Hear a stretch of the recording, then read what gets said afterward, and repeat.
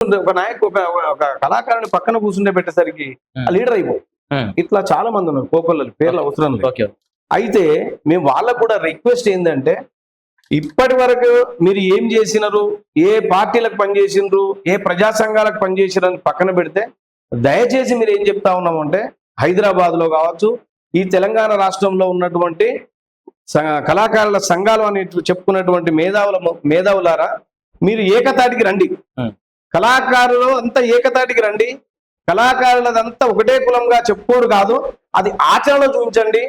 ఏమైనా సమస్య వస్తే ఇవాళ అమ్మాయికి జరిగినటువంటి సమస్య మీద ఇవాళ రాష్ట్రము ఎట్లా రియాక్ట్ అయ్యేది ఉండే అంటే, అందరు కళాకారులు ఒక తాటి మీద ఉంటే ఇవాళ హైదరాబాద్ ను వణికిచ్చేటువంటి పరిస్థితి. అంటే ఒక తాటి మీద లేరు కాబట్టి ఇలా జరుగుతుంది. భవిష్యత్తులో అందరూ ఏకమైతేనే ఎవరికైనా సమస్యలు ఉంటే ఆ సమస్యల మీద మాట్లాడడానికి, ఆ హక్కులు ఏదైతే మన హక్కులు ఉన్నాయో ఆ హక్కులు మాట్లాడాలంటే మనం ఏకం కావాల్సిన అవసరం ఉంది.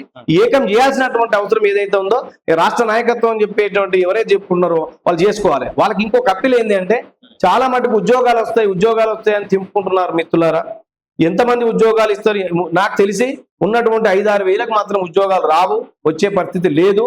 అది వాస్తవం 100కి 100. వాళ్ళు ఏదైతే ఆశలో ఉన్నటువంటి భ్రమలో ఉన్నటువంటి కొంతమంది కళాకారులారా, మీరు ఆలోచించాలి. వాళ్ళను ఏదికైతే ప్రతి దాంట్లకు తీసుకొచ్చి మీకు ఉద్యోగం వస్తుందని చెప్తూ, దయచేసి కళాకారుడే మోసం చేయకండి. కళాకారులను మోసం చేసి ఏదైతే వస్తాయి అన్నట్టు 100కి 100 వాళ్ళు వచ్చేది ఏం పెంచినా ఒక 100-200 మహా అంటే 500 కంటే ఎక్కువ కావు. 5,000 మందిలో 500 అంటే ఎవరికి వస్తాయో ఎవరికి రావు అంటే, ఉద్యమాలు చేసిన వాళ్ళకి వస్తున్నాయి అంటే అది వాస్తవానికి ఉద్యమాలు చేసిన వాళ్ళకి వచ్చేది ఉంటే గతంలోనే వచ్చు. ఉద్యమాలు చేసిన వాళ్ళకంటే ఉద్యమాలలో ఎన్నుకుండి లాబింగ్ చేసిన వాళ్ళకి వస్తా ఉన్నాయి. ఇది గమనించాల్సినటువంటి పరిస్థితి. రాష్ట్ర నాయకులు దయచేసి వాళ్ళను ఈ మాయ మాటలు చెప్పొద్దని రిక్వెస్ట్ చేస్తా ఉన్నా. ఓకేనా, చివరిగా కళాకారుని పక్కకు కూర్చోబెట్టుకుని ఒక పాట కూడా పాడిపోతే బాగుండేదేమో అనుకుంటున్నా. ఏదైనా ఒకటి మా ప్రేక్షకుల కోసం జరంత ఉత్తేజం కలిగించినట్టు ఏదైనా ఒక పాట, అది ఏ సెక్షన్ అయినా సరే, ఏ రకమైన లేదు.